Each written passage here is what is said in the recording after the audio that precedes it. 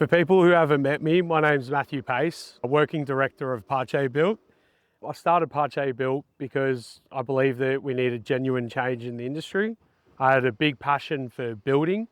I was just a carpenter to start off with, as most tradespeople are.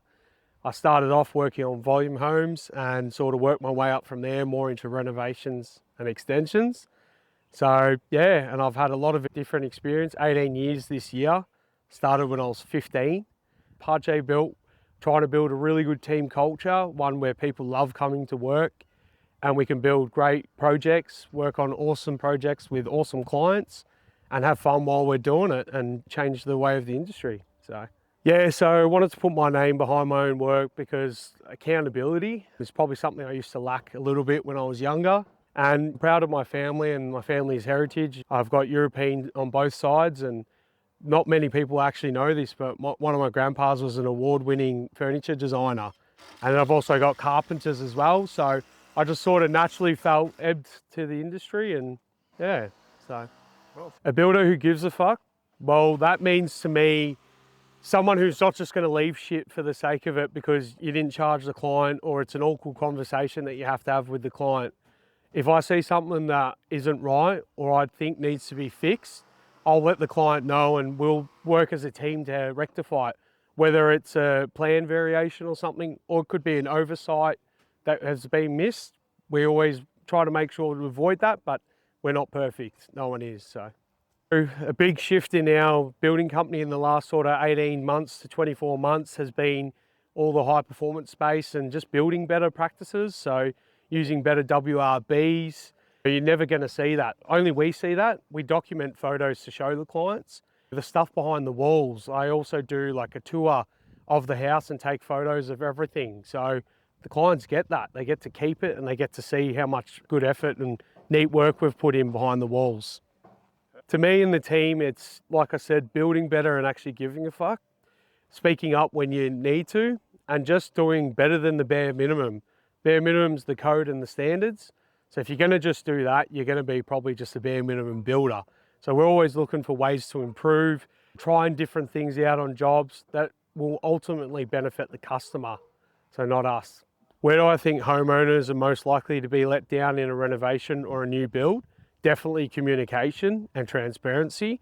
I think a lot of builders for a long time have just not put the time into quoting or not really being fully transparent. And then clients are like thinking they get column A, but they're really getting column B. And then you end up with a pissed off client and then not a happy builder who says they're a pain in the ass. I think you can eliminate that barrier from the start, have good communication and clear scope. Yeah, what do I wish clients understood more before quoting, building? I think the cost of things and also wants and needs are very important. Building is not cheap and it continues to rise with all the world or global things going on at the moment, so which are out of our control. I think designing something and getting a builder on early is really underestimated. Doing that can save you thousands. Like, I've had a few clients that have approached me, and if I was a proper salesman, I would have just said, yeah, let's go get some plans done up, made a few grand. The architect or the engineer would have been paid their fee as well. And then we get to quoting up and it's double their budget, never going to get to site. So I think that reflects poorly on a builder for starters, but also the poor client's gone through this whole ring-roll of getting all these designs for something they can't do. I think understanding the costs of things early on can be very beneficial for everyone involved. I wouldn't say there's one particular type of project. I do love a challenge. So for clients, first of all, we need to get along well. I have a no dickhead policy. I don't like to work with dickheads and they don't like to work with me. I think at the end of the day, we're going to form a team to create their outcome of their project, deliver an awesome project. There's probably going to be ups and downs, and I'm going to be stuck with them for 10 years, whether they like it or not. So we need to be able to get along from early onset, because otherwise it's just going to be not fun for anyone, right? And projects, well, I'm really passionate about sustainable high energy efficiency projects. Done a lot of training in the last sort of 24 months to get to where I am. Still got a way to go, but just getting my foot in the door with like a passive house or a high energy efficient house is where I want to get to, because I'm passionate about building better. Having grown up in shitty houses, that in the middle of winter you need to have heating running 24/7 because otherwise you bloody get real sick. So yeah. The type of work I want Pache Built to be known for is high quality builders who give a shit while also always bringing better building practices.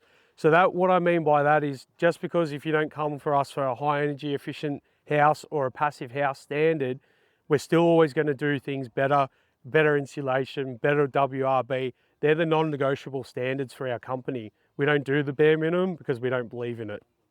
I'd rather lose a job over money and racing down to the bottom. I've been involved in a few tender processes and it's not something I'm looking to do going forward once my portfolio is built up nice. But racing to the bottom or when clients seriously cut out the scope or don't have beliefs that align, I'm happy to not take on the project and let it slide.